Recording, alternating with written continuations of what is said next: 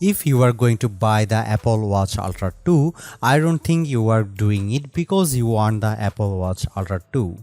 Chances are you want the Apple Watch Ultra, and the second generation version Apple just unveiled is simply the model that will be on shelves. That's to say, there aren't very many upgrades between the Apple Watch Ultra and Apple Watch Ultra 2. That's certainly not enough to make someone who has the original upgrade to the new one.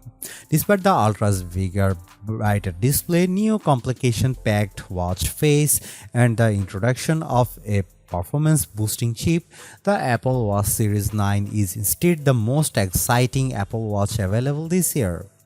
So, for the biggest display and longest battery life possible, the Apple Watch Ultra 2 still has plenty to offer and could hook those holdouts. In addition to the processor's enhancements, it gets a fresh ultra-wide band chip and proudly transitions from virgin titanium to a 95% recycled titanium frame. Like the Apple Watch Series 9, the Apple Watch Ultra 2 is among Apple's debut offerings of carbon neutral certified devices too.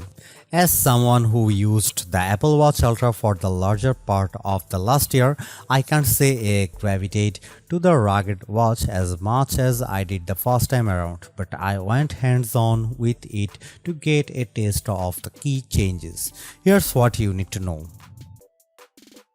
You will be hard-pressed to tell the Apple Watch Ultra 2 versus Apple Watch Ultra apart by a glance. The device maintains the same general design featuring a flat 49mm display, protruding right side button array, and orange action button on the left side. It doesn't so much as come in a new color.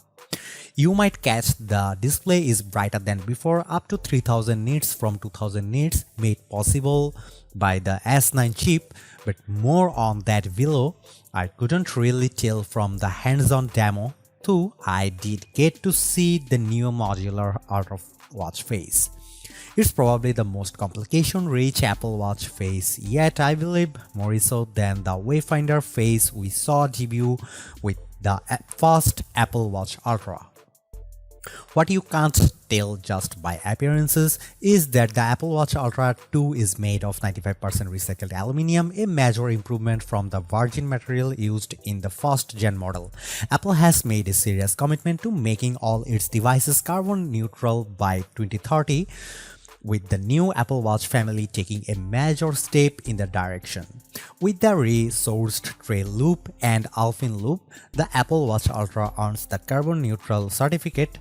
I have become a more eco-conscious shopper than ever over the past year, so I am definitely excited by the Ultra embracing sustainability.